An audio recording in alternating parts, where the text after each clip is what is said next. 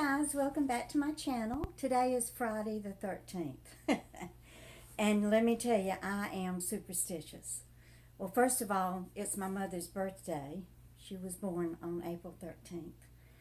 Don't know how many years it would have been if she had lived, but that's neither here nor there. Um, Also, I was raised on Highway 13, and y'all know that I had a very dysfunctional childhood. And then when my son Jeremy was killed in Kissimmee, Florida, we were living at 1300 Boulder Drive. So I want nothing to do with the number 13. So I've been home all day except for I did have to go out for just a brief little checkup with my physician. And got a good report. I'm doing well. So, before I went to Mississippi to my brother's funeral, I had left off with my autobiography at the point to where I was ready to divorce Lil Scotty, and I had gotten my own apartment. Well, y'all know that I didn't have any money. I didn't even have a car. Lil Scotty took everything. But you remember me telling you about meeting the man, actually the man who hired me for my job at W.T. Grant's. His name was John Lynn Sullivan. And we did go to lunch one day out, a little picnic lunch. But during the time that he and his wife had already filed for divorce. They had 2 children, so it was taking him a little bit longer. But I did, get my own apartment, and John L. Sullivan bought me a car. It was an old, used white Chevrolet. And, but then he got a job transfer. Actually, W.T. Grant's had filed for bankruptcy, and they were going out of business. So he started applying for jobs. And, he was in retail management. Well, he got a job working for another department store chain. They're no longer in business, but they were called TG&Y. And the store where they wanted him to manage was located in Freeport, Texas. So he had to pack up and move to Texas. But before he left, we went to the grocery store and he bought me, I remember we spent $40 on food, and that was a lot of food. And then, he left me with that car. So, we spent a little bit of time together, and then he left. And this was like around April of 1971. So I didn't get to see him again. He did come back one time after my divorce was final from Lil Scotty, which the divorce went through in June. He did come back. It reminds me of that song by Roy Orbison. I drove all night to get to you. And that's what he did. He drove all night from Freeport, Texas. And when he got to my apartment early the next morning, he came in and he had turned the engine off. He was driving an old Mercury.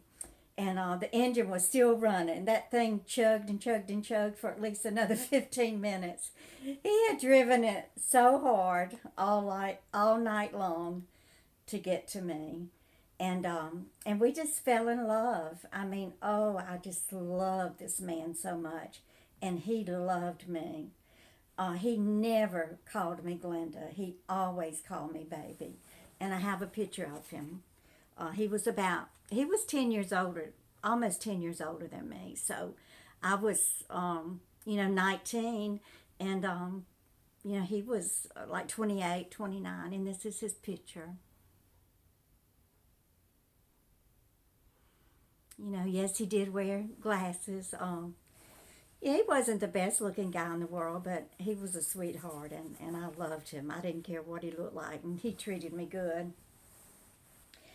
So anyway, that was about June, and then his divorce went through in September, September the 23rd.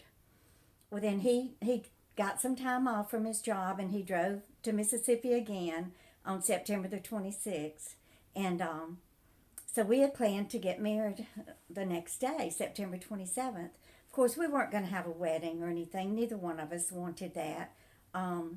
we just wanted to get our license and get married and get on with our lives. Well, in the meantime, my family called a meeting, but with me and this John L. Sullivan that they knew nothing about. They wanted us to all meet out at my brother's house one night. So it was me and my brother and my sister Bobby and her husband and Lamar and Dort. So we get out there to my brother's house, and Lamar starts cursing.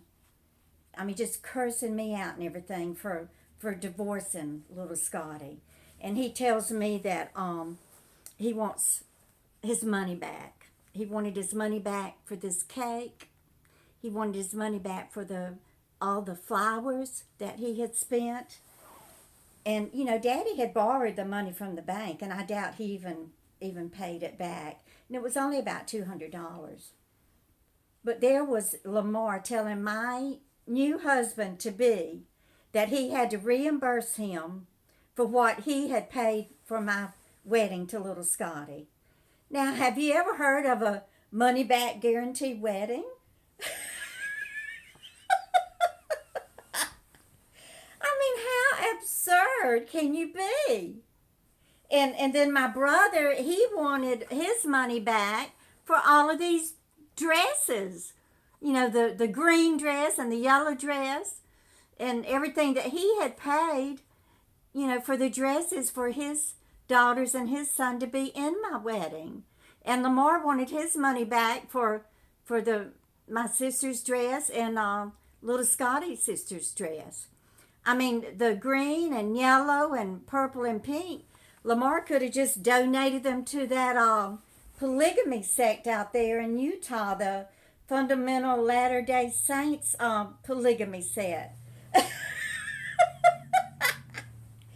He could have just donated it to them and had a tax write-off.